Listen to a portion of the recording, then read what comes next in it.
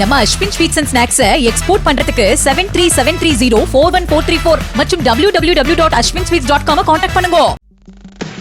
இயக்குனர் மாரி செல்வராஜ் இயக்கத்தில் நடிகர் துருவ் விக்ரம் நடிப்பில் உருவான பைசன் திரைப்படம் திரையரங்குகளில் வெளியாகி நல்ல வரவேற்பை பெற்றுள்ளது. இந்த திரைப்படம் கபடி வீரர் மணத்தி கணேசனின் வாழ்க்கை வரலாற்றை தழுவி எடுக்கப்பட்டுள்ளது. யார் இந்த மணத்தி கணேசன், அவர் கடந்து வந்த பாதைகள் குறித்தும் விரிவாக விளக்குகிறது இந்த செய்தி தொகுப்பு. தூத்துக்குடி மாவட்டம் மணத்தி கிராமத்தில் பிறந்தவர் கணேசன். சிறுவயதில் கடலை மிட்டாய் பந்தயத்திற்காக கபடியாட ஆரம்பித்த கணேசன் ஒரு நாள் அர்ஜுனா விருது வாங்குவார் என அவரே அப்போது நினைத்திருக்க மாட்டார். மத்திய அரசால் விளையாட்டிற்காக வழங்கப்படும் அர்ஜுனா விருதை கபடிக்காக வாங்கிய தமிழ்நாட்டு வீரர்கள் இருவர்தான். ஒருவர் மணத்தி கணேசன், மற்றொருவர் மணத்தி கணேசனின் ரோல் மாடலான ராஜரத்தினம். 16 வயதிலேயே ராஜரத்தினத்தை போல விளையாட வேண்டும் என மனதிற்குள் எண்ணிக்கொண்ட கணேசன் ராஜரத்தினம் எப்படி பயிற்சி எடுக்கிறார் என்பதையெல்லாம் கவனித்து வந்துள்ளார். தனது ஊரில் கபடி மைதானம் இல்லாத போதும் வயல்கள், தேரி காடுகள், ஆற்றுப்பகுதி என கிடைக்கும் இடமெல்லாம் கணேசன் கபடி விளையாடியுள்ளார்.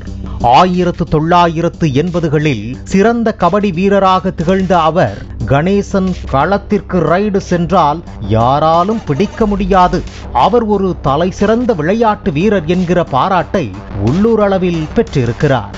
கணேசன் விளையாடுகிறார் என்றால் பக்கத்து ஊர்களில் இருந்து டிராக்டர்களில் நூற்றுக்கணக்கானோர் வந்து வேடிக்கை பார்க்கும் அளவிற்கு தூத்துக்குடி, திருநெல்வேலி மாவட்டங்களில் சிறந்த கபடி வீரராக அறியப்பட்டுள்ளார். தன்னை விட எவ்வளவு பெரிய வீரர்கள் வந்தாலும் அவர்களை தன் தலையால் காளையைப் போல முட்டி வெளியே தூக்கி வீசி விடுவாராம். மணத்தி கணேசனை பைசன் என்றும் டைசன் என்றும் இயற்பெயர் கொண்டு ஊர் மக்கள் அழைத்துள்ளனர். ஒரு நாள் கணேசனை தேடி போலீஸ் ஒருவர் அவரது ஊருக்கு வந்துள்ளார். அப்போது போலீஸை பார்த்த கணேசன் பயந்து ஓடியுள்ளார். காரணம், அதற்கு முந்தைய நாள் ஒரு ஹோட்டலில் ஒரு தகராறு ஏற்பட்டுள்ளது. அதனால்தான் போலீஸ் நம்மை தேடி வந்துள்ளார் என கணேசன் நினைத்துள்ளார்.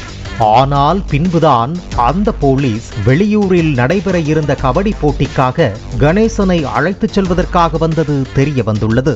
அப்போது நடந்த கபடி போட்டியில் கணேசனுக்கு கையில் எலும்பு முறிவு ஏற்பட்டுள்ளது. அனைவரும் இனி கணேசனால் கபடியே விளையாட முடியாது என நினைத்த போது 27 நாட்களிலேயே கபடியாட திரும்பியுள்ளார் கணேசன். அடுத்தடுத்து மாநில அளவிலான போட்டிகளில் தன் திறமையை வெளிப்படுத்திய கணேசன் தேசிய அளவில் விளையாடுவதற்கு தகுதியுள்ள வீரராக மாறுகிறார். 1988 முதல் 2002 வரை தமிழ்நாடு அணிக்காக விளையாடிய கணேசன் அந்த காலகட்டத்தில் எந்த நிகழ்ச்சியிலும் பங்கேற்காமல் முழு மூச்சாக கபடியென இருந்ததாக அவரே தெரிவித்துள்ளார். விளையாட்டு வீரர்களுக்கு வழங்கப்படும் சிறப்பு இடஒதுக்கீடு மூலம் தமிழ்நாடு மின்வாரியத்தில் மணத்தி கணேசனுக்கு கடைநிலை ஊழியர் பணி கிடைக்கிறது. வேலைக்கு சேர்ந்த பின்பும் முழுமையாக கபடியில் கவனம் செலுத்துகிறார். தொடர்ந்து இந்திய அணியில் விளையாடிய இவர் ஆசிய கோப்பையிலும் பங்கேற்று சிறப்பான ஆட்டத்தை வெளிப்படுத்தினார். இந்திய அணியும் வெற்றி பெற்றது. அப்போது அவரை வரவேற்க 150 கார்கள், வேன்கள் போன்ற வாகனங்கள் நின்றதாகவும் போக்குவரத்து நெரிசல் இல்லாத அந்த காலத்திலேயே போக்குவரத்து நெரிசல் ஏற்பட்டதாகவும் அவர் தெரிவித்துள்ளார். பின்னர் 1995 கணேசனுக்கு அர்ஜுனா விருதும் வழங்கப்படுகிறது. இதற்காக பதவி உயர்வும் கிடைக்கிறது. தற்போது தமிழக விளையாட்டுத்துறை அதிகாரியாக பணியாற்றுவதுடன் கபடி வீரர்களுக்கு பயிற்சி அளித்தும் வருகிறார்.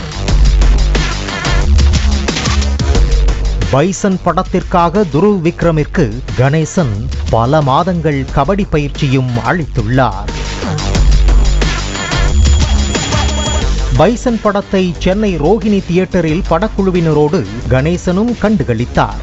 அதன்பின் பேசிய அவர் 1995 ஆசிய கோப்பை வெற்றி பெற்ற போது எவ்வளவு மகிழ்ச்சியாக இருந்தேனோ தனது கதை படமாக்கப்பட்டதை பார்த்தபோது அதே அளவு மகிழ்ச்சியாக இருந்தது என தெரிவித்துள்ளார்.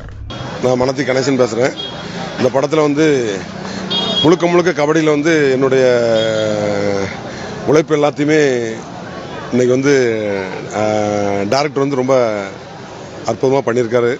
அதான் இன்றைக்கி நான் சென்னையில் பார்க்க வர சொல்லியிருந்தாங்க. இந்த படத்தை பார்க்க வந்திருக்கேன். இதில் துருவ் ரொம்ப நல்ல கஷ்டப்பட்டு உழைச்சிருக்காரு. அது மட்டும் இல்லை, கூட இருந்த எல்லா நடிகர்களும் ரொம்ப சிறப்பாக இருந்தாங்க. நான் ஆக்சுவலாக சினிமானாலே ரொம்ப ஈஸின்னு நினச்சேன். நாங்கள் எப்படி ஸ்போர்ட்ஸில் எவ்வளோ கஷ்டப்பட்டோமோ அதே மாதிரி அவங்க சினி ஃபீல்ட்லேயுமே ரொம்ப கஷ்டப்பட்டு இந்த படத்தை எடுத்திருக்காங்க. அதாவது 94 நான் விளையாண்டு எந்த மகிழ்ச்சி அடைஞ்சனோ அதை இன்றைக்கி டேரக்டர் தம்பி என் தம்பி மாரி செல்வராஜ் இன்றைக்கி என்னை ரொம்ப சிறப்பாக காமிச்சிருக்காங்க. அதே மாதிரி ப்ரொடக்ஷன் ரஞ்சித் பிரதரும் சரி, எல்லாருமே எனக்கு ரொம்ப மகிழ்ச்சியாக இருக்குது. நீங்கள் எல்லோரும் இந்த படத்தை பாருங்கள். உங்களுக்கு இந்த படத்தில் எந்த விதமான ஏன்னா ஸ்போர்ட்ஸ்னாலே எந்த பாகுபாடும் இல்லாத வரக்கூடிய ஜாதி மதத்துக்கு அப்பாற்பட்ட விளையாட்டை மாதிரி இதில் காமிச்சிருக்காரு. உண்மையிலே மாரி செல்வராஜ் படைப்புக்கு எனது ரொம்ப சந்தோஷத்தை தெரிவிச்சுக்கிறேன். நன்றி. நீங்களே ஒரு அச்சீவ்மெண்ட்டுங்கிறது சாதாரணமாக கிடைச்சதில்லை, ரொம்ப போராடி கிடைச்ச அச்சீவ்மெண்ட் அது. நீங்கள் லைஃப் ஒரு படமாகவும் நினச்சிங்களா? அதாவது அதை தான் சொல்ல வந்தேன். நான் ஏசியன் கேம்ஸ் வின் இடத்துல எந்த அளவுக்கு மகிழ்ச்சி அடைஞ்சனோ அதோட அதிகமாக மகிழ்ச்சி அடைஞ்சேன். ஏன்னா என்னோட இது சரித்திரத்திலே அழிக்க முடியாத ஒன்று தம்பி மாறி இன்னைக்கு பண்ணியிருக்காங்க. உண்மையிலே என் தம்பிக்கு அது அவனுக்கு தேங்க்ஸ்ன்னு சொல்லக்கூடாது, என் உயிரில் அவன் கலந்துருக்கான். என்றைக்குமே துருவ் விக்ரமுக்கு எவ்வளோ நாள் நீங்கள் ட்ரைனிங் கொடுத்தீங்க? எந்த அளவுக்கு அவர் ட்ரைனிங்கில் ஈடுபாடோட வேலை செய்யுங்க? ஒரு நாள் கூடமே முடியாதுன்னு சொல்ல மாட்டான். கொஞ்சம் அவரே சொல்லியிருப்பாரு, கொஞ்சம் கூட டயர்டானா கூட அது என்னப்பா அதெல்லாம் ஒன்றும் செய்யாதுப்பா, நம்ம ஸ்போர்ட்ஸ்மேன், நீ கபடி பிளேயரானா எல்லாத்தையும் சந்திக்கிறது ரெடியாக இருக்குன்னு சொல்லுவேன். உடனே அதுக்கு அடுத்த 10 நிமிஷம் சரி சார் ஒரு இது கூட டூப், அதாவது அவனை இது முடியாது இப்படி பண்ணுங்கன்னு டேரக்ட் சொன்னா கூட அவன் மன உடையும். ஆனாலும் அடுத்த நிமிஷமே தயாராகிடுவான். அதுக்கேற்ற மாதிரி உண்மையிலே துருவ் எனக்கு ரொம்ப பிடிச்சிருந்து. அவர் 1 இயருக்கு மேலே என் கூடவே ட்ராவல் பண்ணாங்க. ரொம்ப அவர்கிட்ட நீங்கள் கேட்டு பாருங்கள். என்னுடைய பயிற்சியும் சரி எல்லாமே அவங்களுக்கு தெரியும் நல்லாவே. லைஃப்பில் முக்கியமான படமாக நான் பார்க்குறேன். ஒரு ரொம்ப நாளாக அழுத்திக்கிட்டு இருந்த ஒரு விஷயத்த ஏதாவது சொல்லணும் அப்படின்னு நினச்சிக்கிட்டு இருந்த விஷயத்த நான் ரொம்பவே எனக்கிட்டு இந்த படத்துக்காக பண்ண வேலை நிறைய உழைச்சம் எல்லாம் சேர்த்து இந்த உழைப்புக்கு பெரிய வெற்றி கிடச்சிருக்காங்க. ஆடியன்ஸ் கூட பார்த்து எப்படி இருந்துச்சு, நீங்கள் எப்படி ஃபீல் அதான் சொல்கிறேன், ரொம்ப சந்தோஷமாக இருந்துச்சு. அவங்க முழுசாக ஏற்றுக்கிட்டது ரொம்ப பெரிய வெற்றியாக பார்க்குறேன். தேங்க்யூ. வீண் பாயிட கூடாதுன்றதுக்கோசம் இதையே அவர் நான் சந்திச்சுட்டு எல்லாத்தையும் மனசுல ஒரு கஷ்டத்தை போட்டுக்கிட்டு சாதிக்கிறாரு. அதுதான் ஒரு விஷயம். அது லவ்வையும் எடுத்துக்கலாம். அதாவது எல்லாத்தையும் போட்டு அவர் மெயின்ல களமாடன்றது ஒரு நோக்குல அவர் செயல்பட்டு ஒரு வெளிச்சத்துக்கு கொண்டு வர்றாரு. அது அவங்க போக்குல அவங்க வழிபடுற சாமி, அதை முன்வச்சு அவர் செயல்படுறாங்க. அவ்வளோதான், அதை எடுத்துக்கணும். அவ்வளோதான். இப்போ பைசன் காலமாடான் எங்கேயோ தூத்துக்குடி மாவட்டம் திருநெல்வேலியிலேருந்து வந்து ஜெயிச்சு ஒரு அர்ஜுனா அவார்டு வாங்கின ஒரு மனத்தி கணேசனை பற்றி இந்த படம் எடுத்துக்காப்புல. இது அதை மட்டும் மையப்படுத்தி இல்லாமல் அரசியல் அங்கே நடக்கிற தென் மாவட்டங்களில் இரு பக்கம் நடக்கிற நிறைய இது நடந்திருக்கு. அதை மையப்படுத்தி மக்களுக்கு என்ன சமூக இது ஒரு பக்கமாக சார்ந்து சொல்லியிருக்க மாட்டார், பொது உடைமையாக என்ன சொல்லணுமோ அதை சொல்லியிருப்பாப்புல. வேற லெவலில் எடுத்திருக்காரு. தொடர்ந்து அவர் படைப்புகள் இன்னும் மேலும் வளரும்னு என்னுடைய வாழ்த்துக்களை தெரிவிச்சுக்கிறேன். பாட்டுலாம் சூப்பர்ண்ணா. எப்படி சொல்றது, லவ் சாங்கும் சூப்பராக இருக்கு. ஒவ்வொருத்தரும் பொருள் தேடி எடுத்திருக்காப்புல. ஒரு சில பேர் வக்கீல்னு வச்சிருப்பாங்க ஏனோ தானே, ஆனால் இவர் ஒவ்வொரு சாங்ஸ் தென்னாட்டு சாங்காக இருக்கட்டும், அப்புறம் பொட்டு வச்ச ரத்னமே, காலமான சாங்கு தந்தான தந்தான தந்தான தந்தான தான தந்தான தந்தான தேட்டரே அலருது. அப்படியே வேற லெவலில் இருக்குண்ணா. சூப்பர்ண்ணா. நன்றி, வணக்கண்ணா. பாலிமர் செய்திகளுக்காக செய்தியாளர் மகேந்திரன். நம்ம Ashwin sweets and snacks export பண்றதுக்கு 7373041434 மற்றும் www.ashwinsweets.com கான்டாக்ட் பண்ணுங்க. பிளே ஸ்டோர் மற்றும் ஆப் ஸ்டோரில் இருந்து பாலிமர் செயலியை QR கோடு மூலம் பதிவிறக்கம் செய்யுங்கள். செய்திகளை உடனுக்குடன் பெறுங்கள்.